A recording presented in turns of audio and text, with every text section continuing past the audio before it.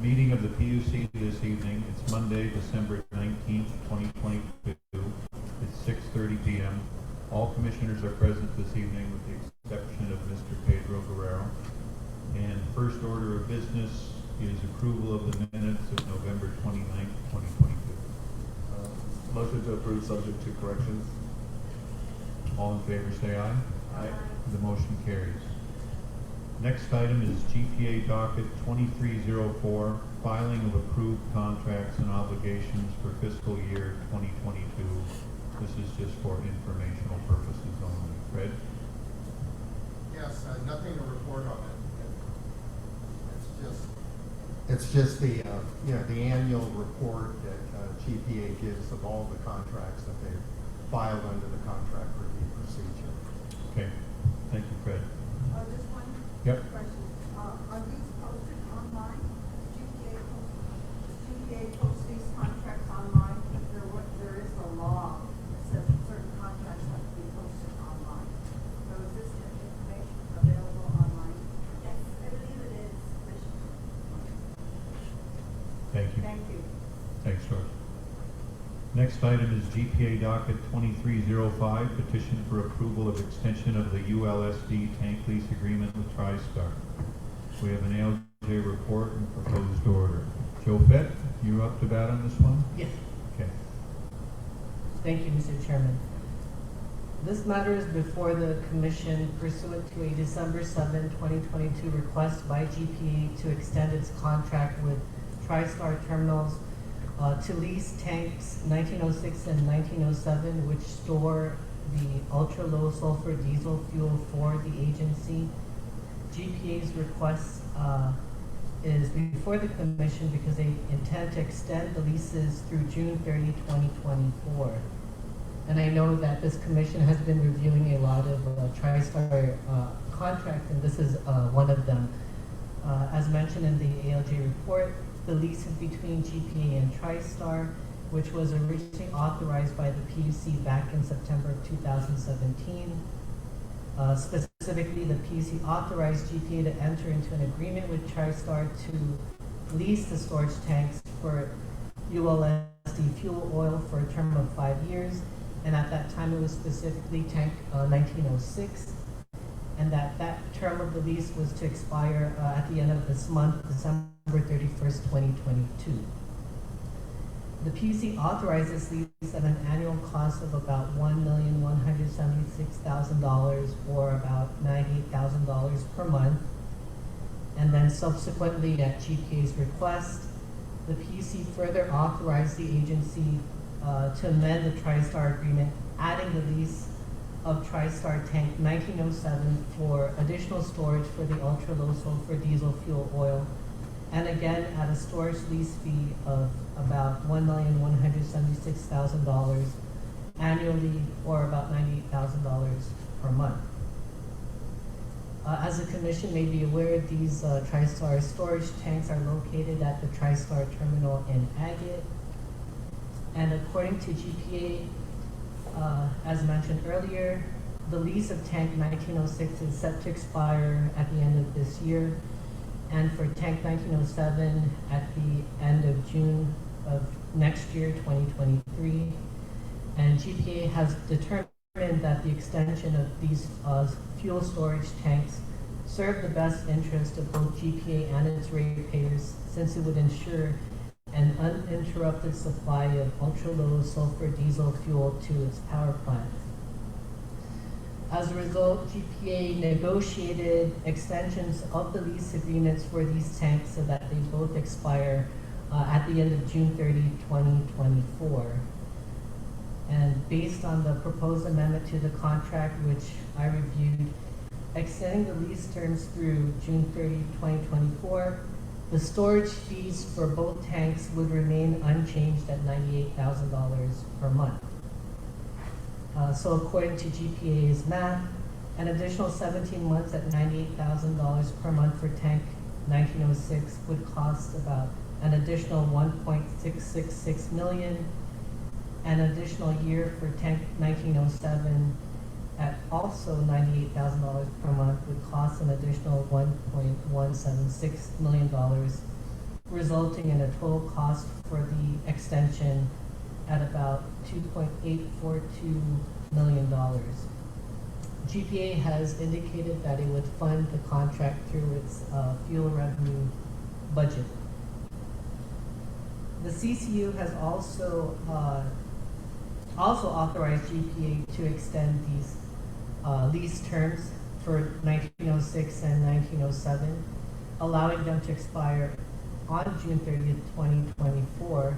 And the CCU also authorized the corresponding costs for the extension, again at about $2.842 million in total. And the CCU indicated that these extensions are necessary because they ensure adequate supply to its power plants and are reasonable and prudent. And so, Mr. Chairman, based on the documentation provided, I didn't find that the contents of the request was too controversial. Instead, I found that the contract was necessary and that the extension seemed reasonable and prudent, in as much as the extension provides an uninterrupted supply of fuel to the power plant. And as this commission has consistently found, any disruption to the safe distribution of fuel resources to GPA could be a potential threat to the public health, welfare, and safety of our island. And that the commission has also stated that GPA has little choice but to utilize the storage tanks of TriStar at this moment. And Mr. Chairman, just as important, these negotiations resulted in the extension of the same fees that were negotiated back in 2018 and 2021. And so based on this record, I recommended that the PUC approve the requested extensions at a total cost of about $1.66 million for tank 1906 and about $1.176 million for tank 1907, for a total cost of about $2.842 million for the entire.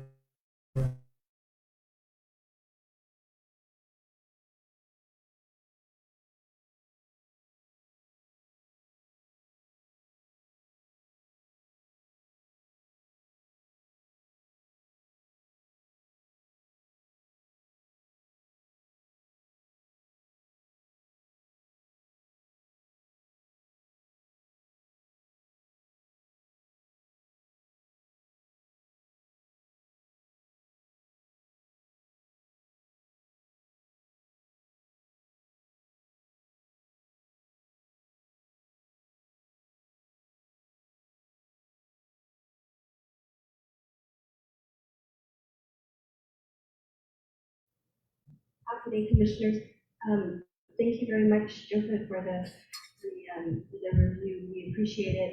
I don't have very much more to add, except just to remind the Commission that several months ago this year, John B. appeared before you, and we gave a pretty extensive fuel management update. And so, again, as you know, we've had a very long and thorough undertaking of switching to cleaner fuel. And so the delay of the power plant also delays our fuel storage up at the Ukudu. So if the project itself is going along as well as we can expect at this point, that the extending the leases for the two fuel tanks at TriStar is very important to ensure that we do have ultra-low sulfur diesel that currently feeds PD 8 and 9. And so that was a huge switch, as well as ensuring the supply to the other power plant. Thank you. Any questions from the commissioners regarding this matter? I have a question, Joseph, on the amendment number 3, which is the attachment to the contract. You can just see the chart that you have there for the period of time, the monthly fee and the annual fee. Is the annual fee for 1906 correct? Because in the report you had 1.666 million, and in this chart it's 1.176.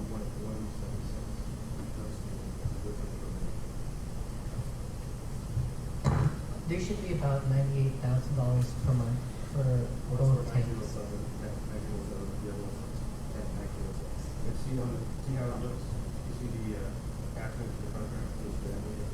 At the very end of the packet.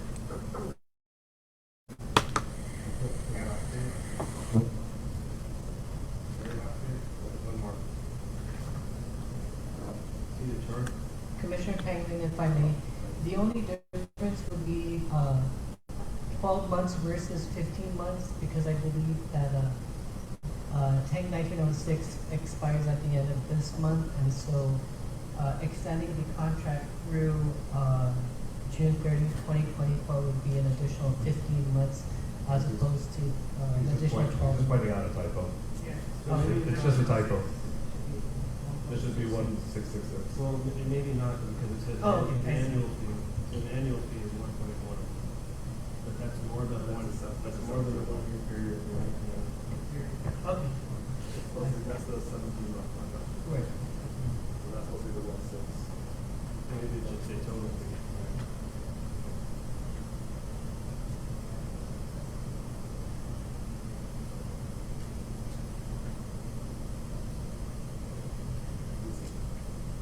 This is a signed contract already, so do they need to amend this? You see what we're looking at here, On your last page? Commissioner, I don't think that GP has executed their, Okay. yeah, their side of the contract. Not yet. you see it, John? Okay.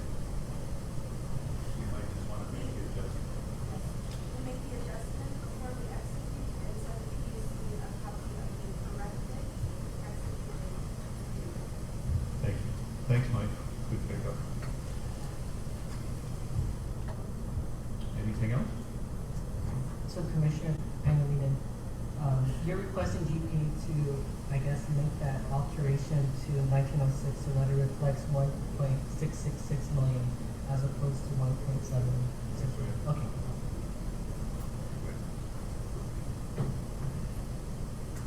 I don't know whether the category should be renamed instead of annual fee, maybe total. Yeah. Typo. Just move it a couple of decimals over too.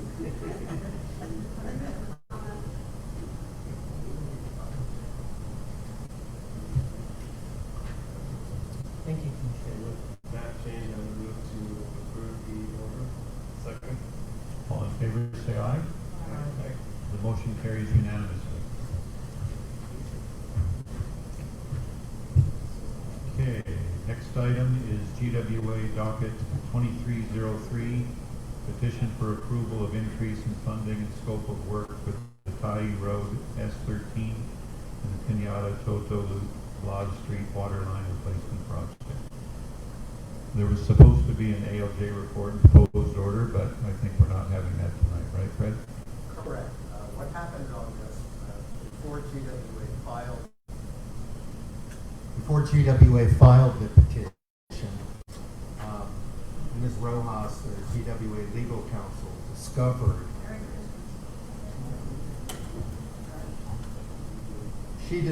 that actually the amount that GWA was requesting would not exceed the 20% under the contract review protocol. So the already approved amount on this contract was $2,520,000+, and the increase, let's see, the contingency was less than 20% because the amount did not exceed the 20%. So it was roughly $350,000 extra, and that amount did not exceed the 20%. So GWA decided to withdraw.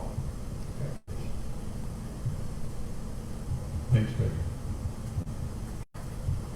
Next is administrative matters, GWA water loss control program status report. This is for informational purposes only. Any comments, Fred? No comments, but just to let you know, I've been discussing this with GM Bordallo about presentation on this matter. It's really an important issue, I think. And GWA situation. It was a primary issue in the rate case. So next month, we will have a presentation by Mr. Bordallo explaining his water loss report and what the figures mean and what the standards perhaps should be for determining water loss. It seemed to me it's an important enough issue that the commission would want more information on. Any comments on this, Miguel?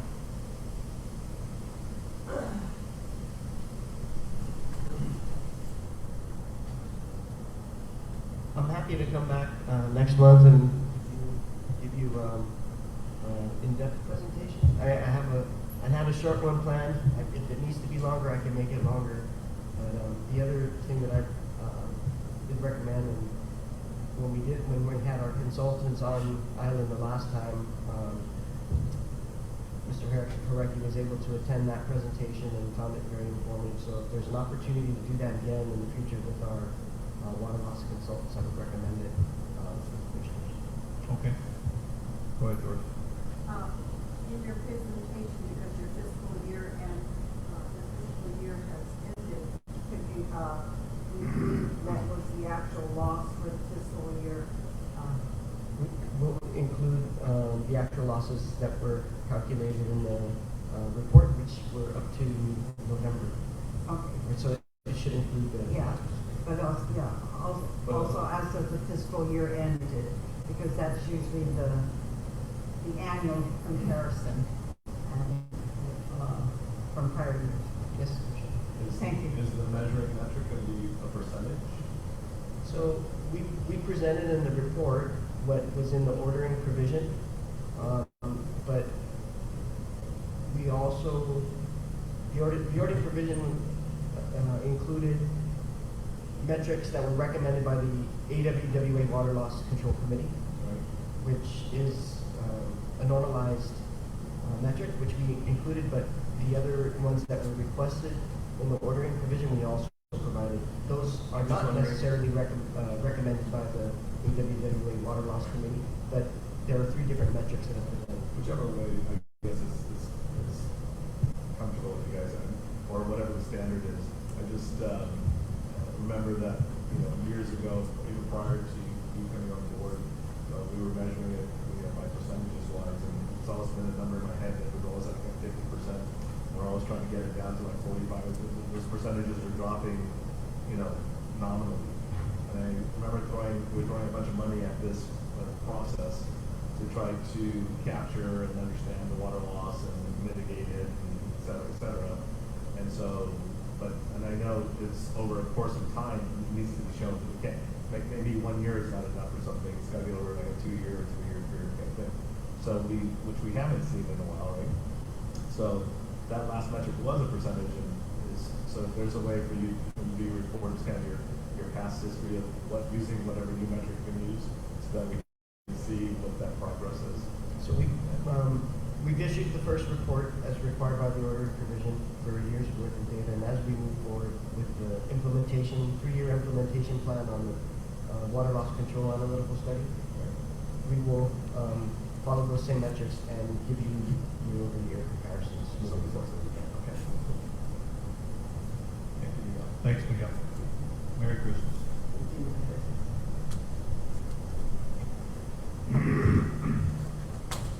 Next item is consultant compensation. Fred? Thank you, Mr. Chairman, Commissioners. So just to give you a little of the history on it, the last time the hourly rate was increased was 2017, 5 years ago. And at that time, the rate, and we're talking now about on-island legal consultants, so administrative law judge, attorney, basically, Joe Fett, myself, and in 2017, the hourly rate was increased $175 an hour to $200 an hour. Now, that's been 5 years, and I think as the commission knows from many other rates that it's seen on the utilities going out for contracts and charges for engineering and other services, everything has gone up. I tried to look at what are average hourly figures. And in 2017, I suggested that the hourly rate I could come up with was $240 per hour. So the 200 was actually lower than the average hourly rate at that time. At the present time, of course, it's hard to get an exact figure because lawyers aren't always open and free about what they're charging. And but I based my assumption that $300 an hour is now pretty standard. Some that I've heard lately are charging 400 or more. And so to try to get that hourly amount, I also did a little bit of research, just pulling in some internet figures, and it seems that 300 an hour is pretty comparable to hourly lawyer fees in the U.S. from $250 an hour to $350 an hour. And some data showed an average hourly rate, now that's for all lawyers across the United States, $275 an hour. So I think trying to get a fair rate, 200 is too low, and it's not in tune.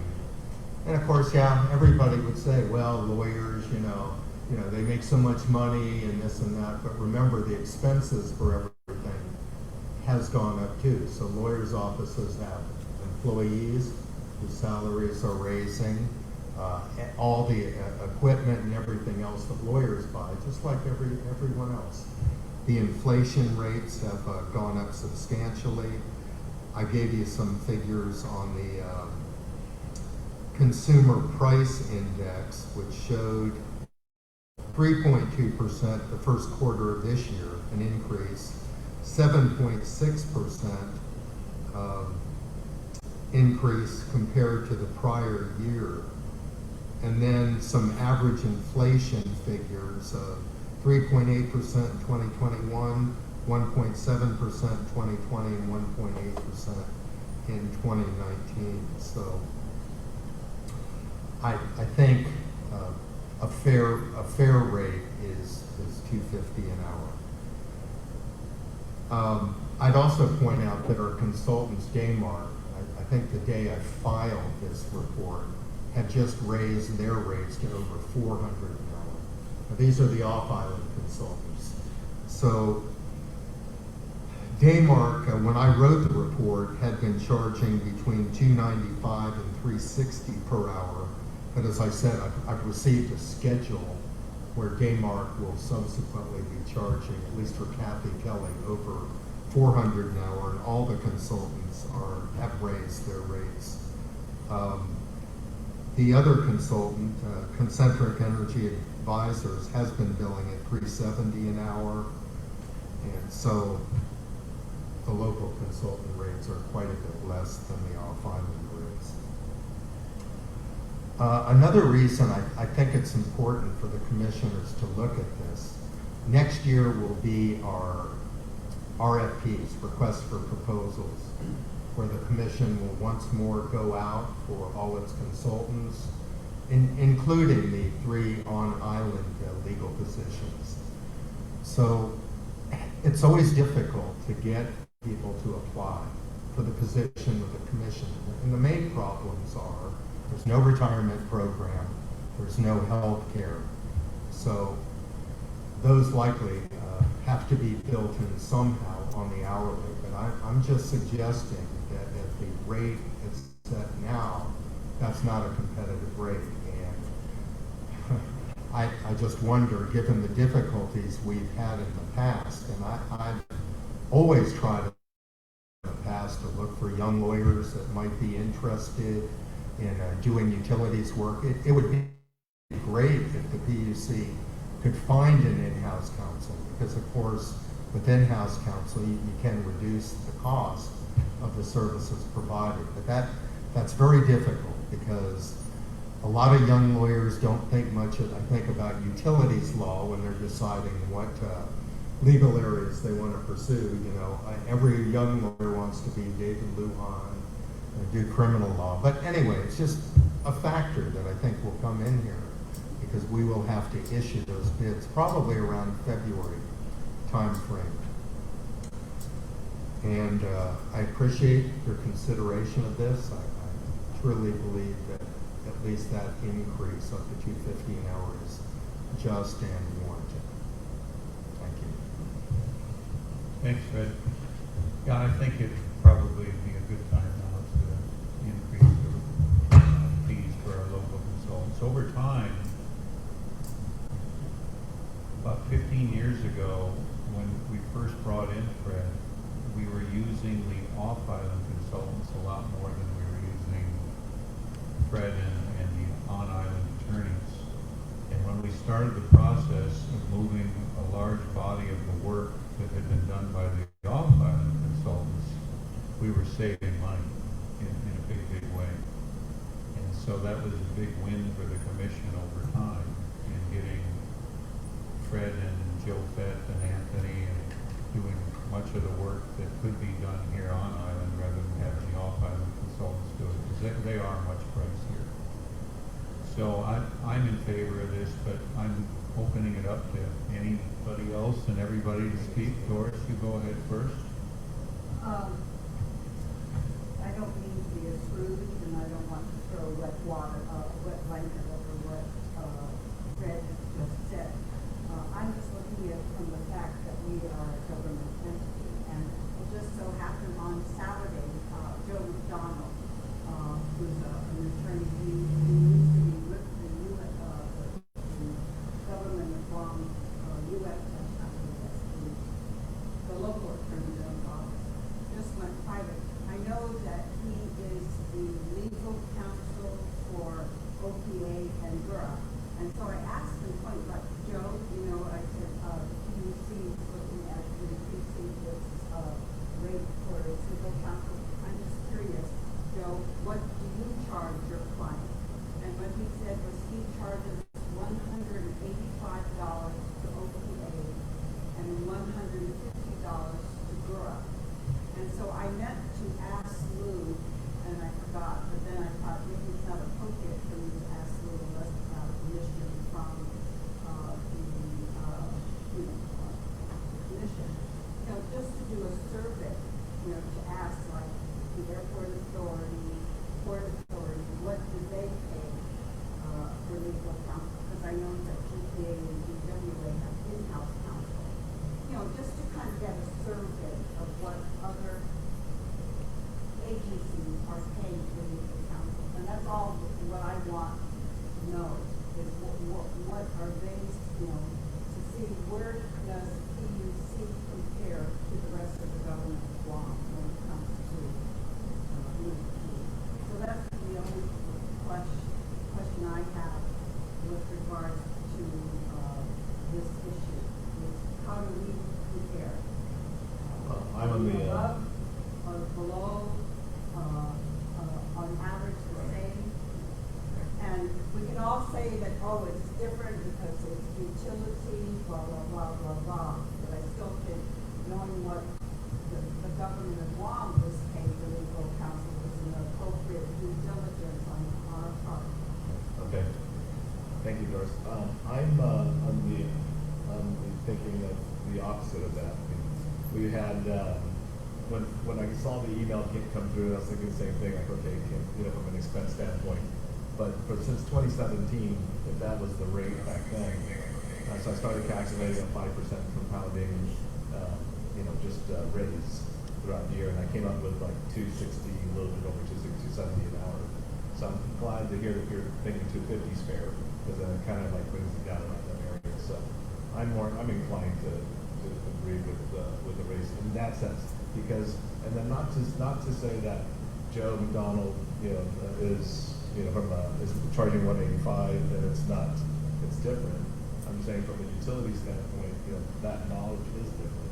It's kind of a specialized area. So well, Anthony's not specialized in that, and I don't know how long Joe Fett has been around. But Anthony had not been specialized, and he was OPA's legal counsel for the longest time.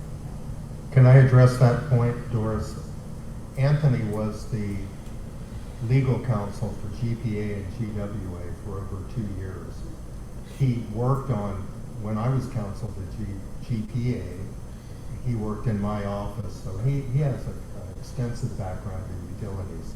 And on his own, after he opened his office, I think it was about at least 2 years, he was hired by the CCU and did the GPA work, and that, for about 2 years. So he has a lot of utility experience. Again, my only issue is I just want to know how we compare. Are we going to be at the high end of paying legal counsel or at the low end? That's all I want to know. Where would we stand with this proposal? Yeah, so our firm is no longer general counsel for the airport, but I believe when we were general counsel, I think there was a range, because it depended also on the level of experience of a particular attorney. I think that it was above 200, even for the lowest level attorney in the firm. That's how I figured general counsel.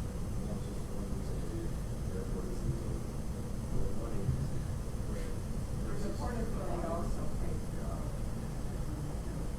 I can remember when my medallion paid over $900,000, on the court cases for the personnel issue. So, I mean, I think it's true that government agencies, lawyers that work for government agencies charge less than they do to their private company clients. The rates are usually lower, or the government rate is lower. So I think even 250 is lower than my most. husband used to private. say, it doesn't matter what the rate is, so long as you control the clock.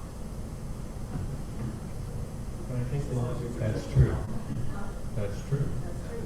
So, yeah, we could come to good, but we only come down back now. No, but I think Fred brought up a point earlier in the discussion that really we all need to consider. Historically, it hasn't been that easy for us to hire ALJs and legal counsel. The last time we did the hiring 5 years ago, we were kind of lucky because we got Anthony, we got Joe Fett, and we got Fred. That was kind of a rare situation. But we didn't have anybody else apply. And we're going to be putting these contracts out again next year. And unless we have a competitive rate, and I think the utilities is kind of in a unique spot that a lot of people aren't really that attracted to doing this work, no matter what the money is. Because it's kind of a hard area to enter on a knowledge basis for a lot of attorneys probably. They haven't had the experience that some of our attorneys have had. So it's not unlikely that Fred might retire after this upcoming year too. And that's something to consider also. We want to make this process so that we can ensure getting people into this working for us, because and ultimately it saves us money.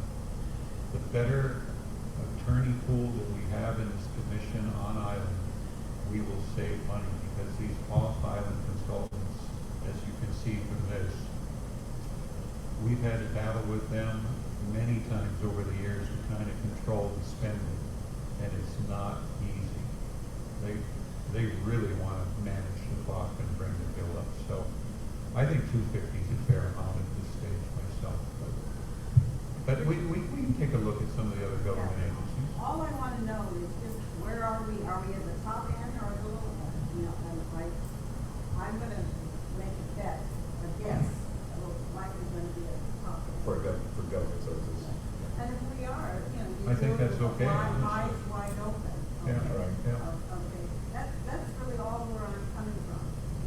I know where Fred is saying, we're comparing the legal counsel here to off-island.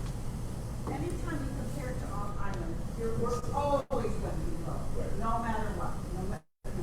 Right. And some law offices charge as much as $1,000 an hour, just depending, so Yeah. we can't afford that type of thing. And I think we owe it to our ratepayers to be diligent and, to what's the word, say, yes, we know we're the highest, but these are the reasons, you know, and, but at least we did it with eyes wide open. That's really all I'm, and like I said at the beginning, I didn't want to throw a wet blanket over this whole issue, I didn't want to be a Scrooge. All I wanted to know is where do we stand? What is the process for this? Is this just we wait till the end of the contracts and then, or do we make a decision sometime down the road, tonight? What's the process for? Well, I'm asking that it be made very quickly, probably starting the next month. Right. Well, but And don't we I- have a legal, don't we I have a think- contract in place already? Yeah, That we'd have to amend the contract. when we Well, change the rate. you've done that before. We're gonna- 2013, 2017, during the contract periods, the contracts were amended to increase the price. And the suggestion that 250 is at the high end, I think is wrong, Commissioner Brooks. Well, again, we won't. Port Authority, well, I can give you a couple. Port Authority, Mr. Bordalia used to bill in the neighborhood of $1 million a year, and I believe his fee was around $250 an hour. None of our consultants have ever billed anything near that amount. Right.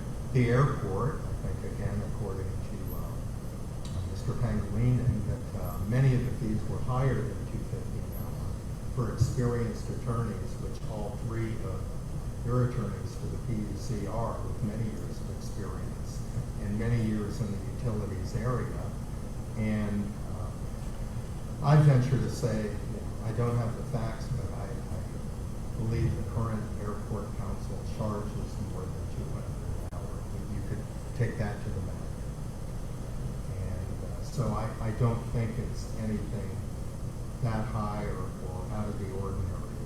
I'm saying, what is the process though? Is there a docket that we need to open up and No. discuss and vote? Is it something administratively?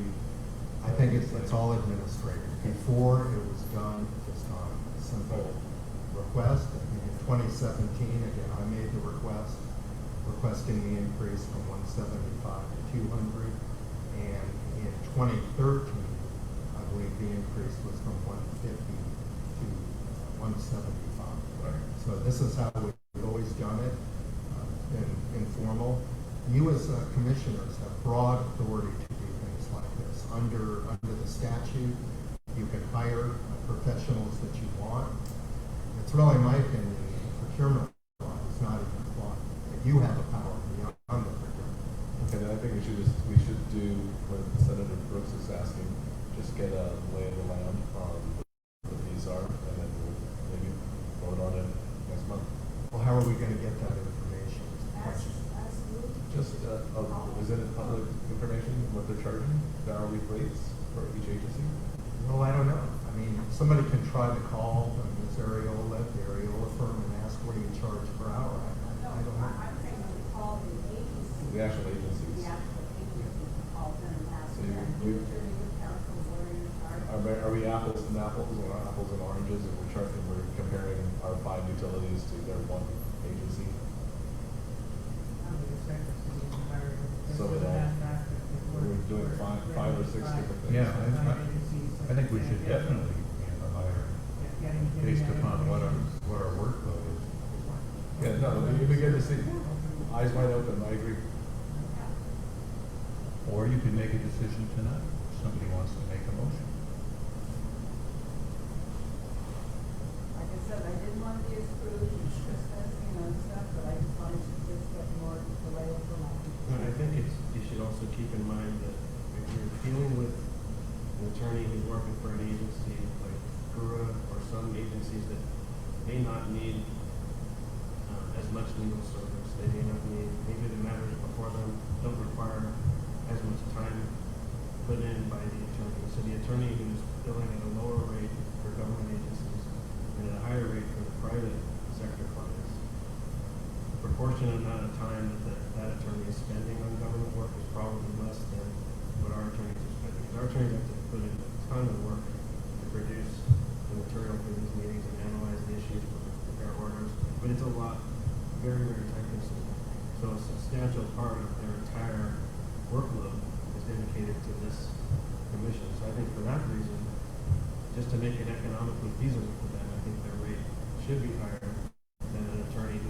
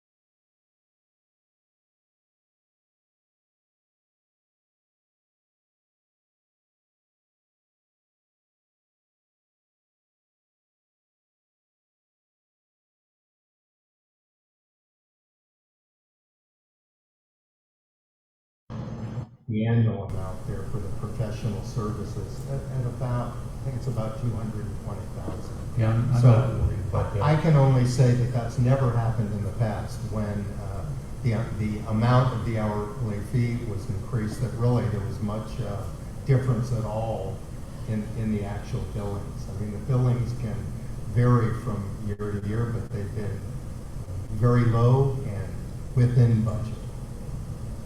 And the other point I'm gonna make here real quick, Doris, and then I'll let you speak, is 15 years ago, when a number of us were first starting this particular group on the commission, the off-island consultants were billing at a comparatively very high level, and we were extremely dependent on them. When Fred came into this group, we started tackling it one item at a time to see how we could trim the fat. And that's what we did over the course of the next few years. That man there has probably saved this commission well in excess of several $1 million over the last 15 years. And that's not an exaggeration.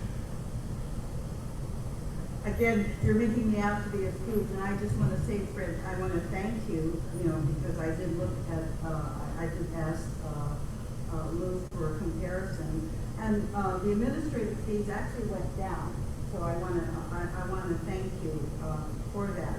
As far as the regulatory fees, it doubled from the year before. So That's Georgetown, all Yeah. Georgetown's impact. So. Off-island consultants. Yeah, and again, of course, when we're comparing ourselves to off-island consultants, we'll never be at that level. And actually, we shouldn't be, but all I'm just saying is the lay of the land, and we do need to, set for the record, why we are what we're doing, because we are a government agency, and our costs still just get passed on to the ratepayers. And I want to thank you, both of you, for how, your fees are reasonable.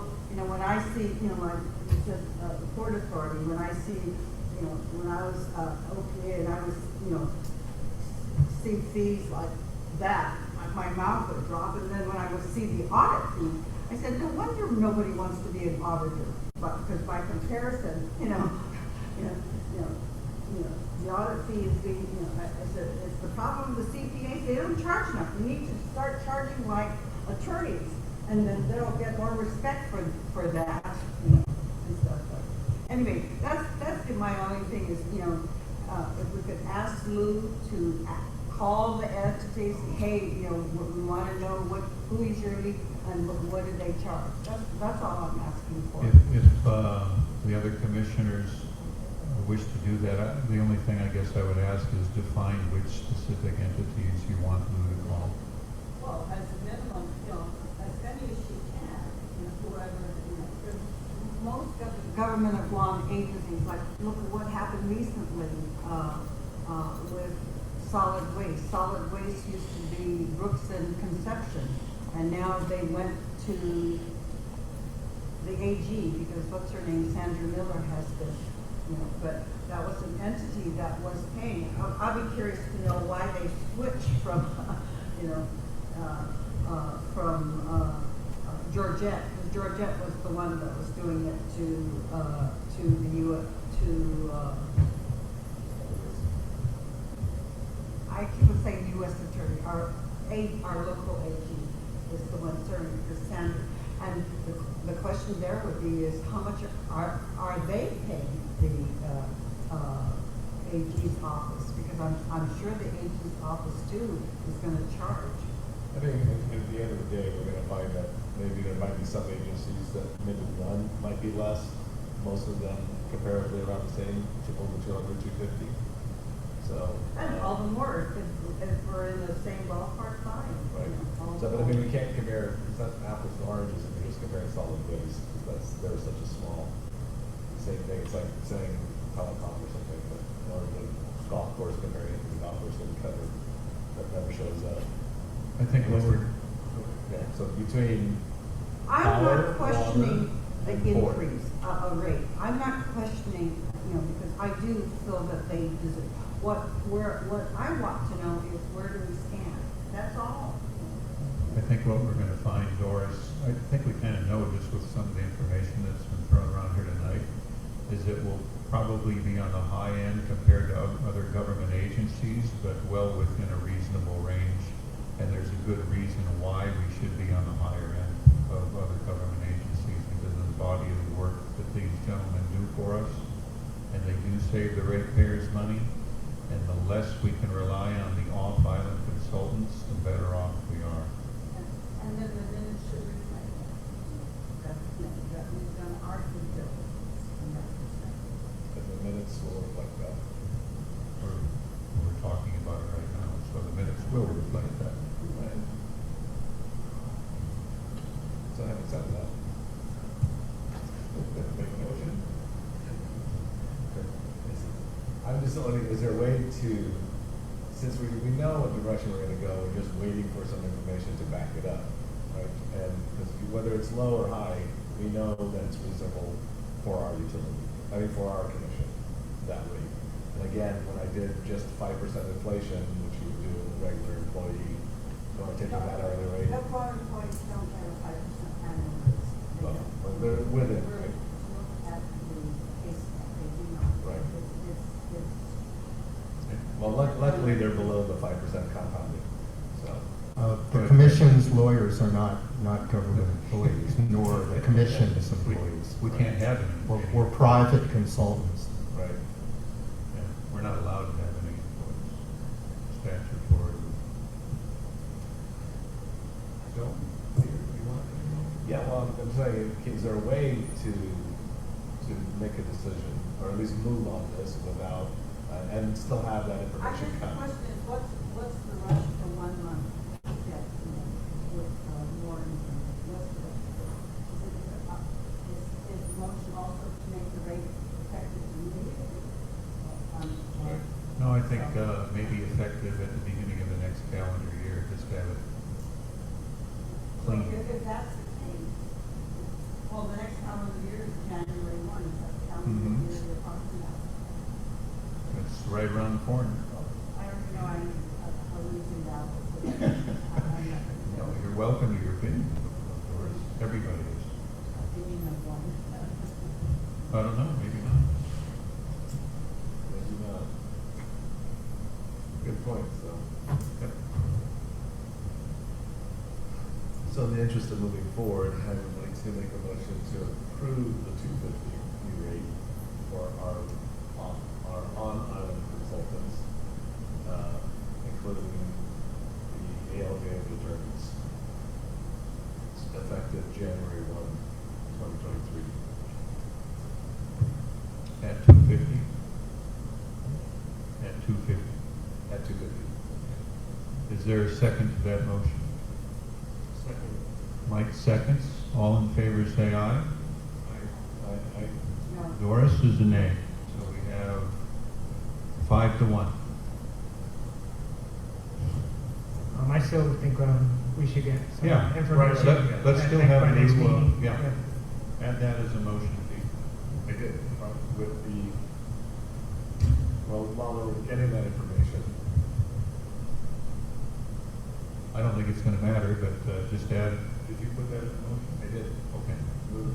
okay. We still need to get the, a comparison report from at least 3 of the line agencies maybe.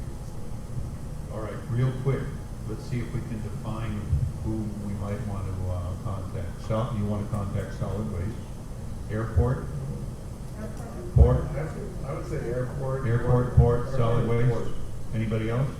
Solid waste one doesn't have the funding for it. They're not really. Yeah, solid waste is, who? Telecom? Oh, that. Solid waste uses the Attorney General's office. Yeah, so I guess they're out. So, Now, if you want to see some high rates, you look at the telecom industry. Yeah. I see Wow. Port Authority, airport. How about Gita? Yeah.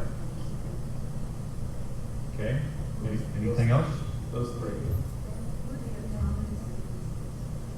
So you do Gura, we have an idea. of Hospital? those, right? Hospital? So, Confirmed for us and, OPA?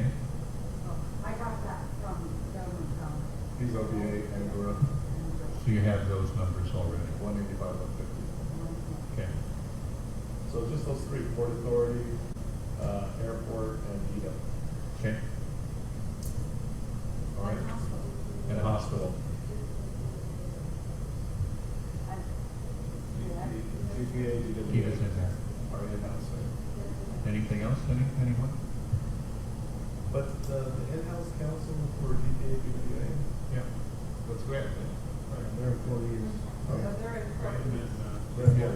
Yeah, it was different. So, Right. so it's GWA, they're in. so- Right, so that's different. Okay. And I think If I occasionally, think of any other ones, I'll send you one. and occasionally those agencies will go outside their employees for specific consulting work. in And for the legal. record, I feel comfortable making that motion for 250 because like every year when we go through the budget, we allow for professional services. Fred never goes over it. So what you were saying about your husband, so how much you budget, you gotta not watch the price, you gotta watch the clock, right? And they've been doing a good job at watching the clock and keeping that below budget, so thank you guys. And it has been, and that's what It's easy, it's much easier to watch these gentlemen than the off-island consultants. Watching you, Joe Fed. Okay, is that the end of this matter? And then next is the fiscal year 2022 PUC annual report.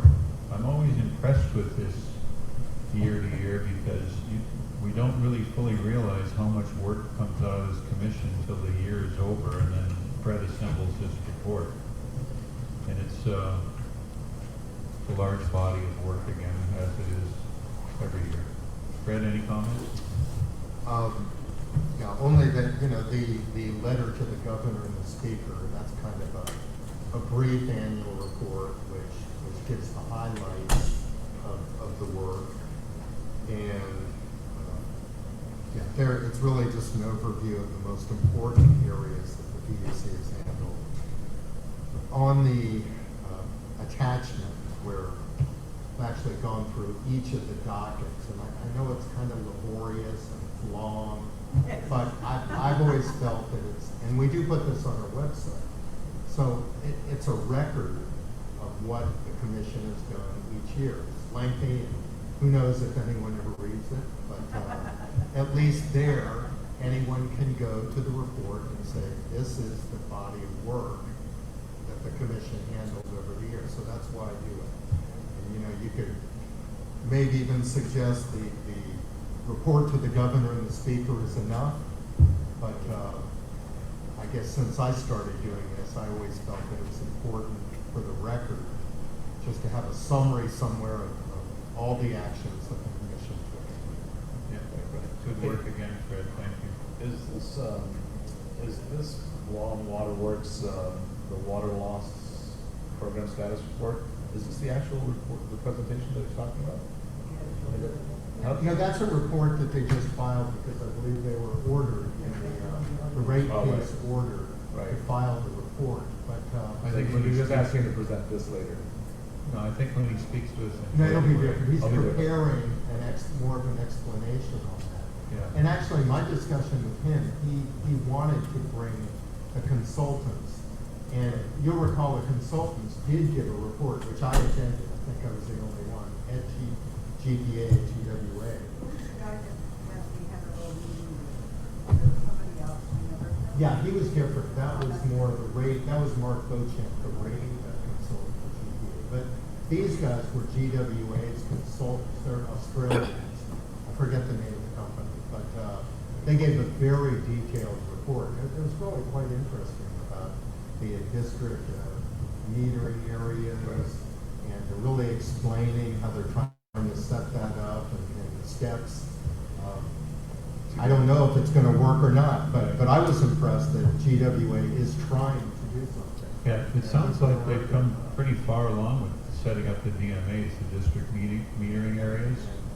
I think with the work of Georgetown and Yale Jail contract, Yeah. that's an important thing to come out of this rate case. And it's really critical, you know, to cutting expenses and to controlling that water loss. So I thought that, you heard tonight, Mr. Bordati would still like to have his consultants present to you. The only problem with that is we'd have to have a separate meeting and notice it in the paper. In other words, if we have all the commissioners present, the open government law comes into effect.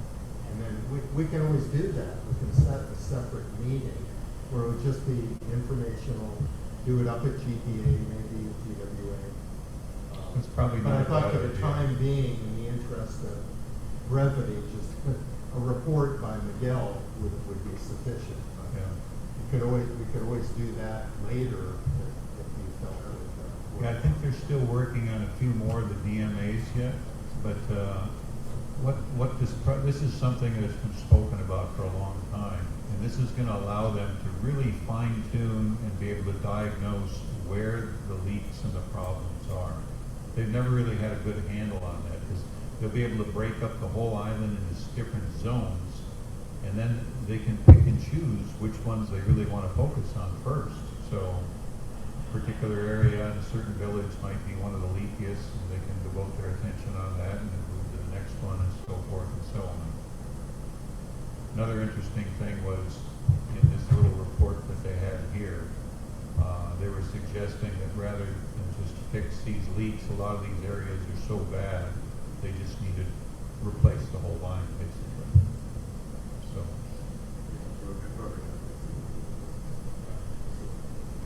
you'd rather just repair We one fix one, area. it breaks right next to the next thing. Which happens all the time. Yeah, that's it's like you just whack them open. When I used to cycle around the island, I would see leaks and then, 3 or 4 weeks later, the same leak was there. I would try to call in. Doris and I cycled together a couple of times up in the Till because we both lived there, and I'd always have a hard time keeping up with her all the time. She'd always, I don't do that. and Jim would be out cycling all the time too. I'd see him down at the port all the time. But there has been, the problem is the numbers don't reflect it. Yeah. I think it's going to take a little while to turn the corner. We're gonna get ready to get ready. Mr. Chair, motion to adjourn. Second? All in favor? Aye. Thank you, everyone. Merry Christmas. Christmas, everybody. Hey, but Wait, Doris, I think you need to sign an order. did anybody,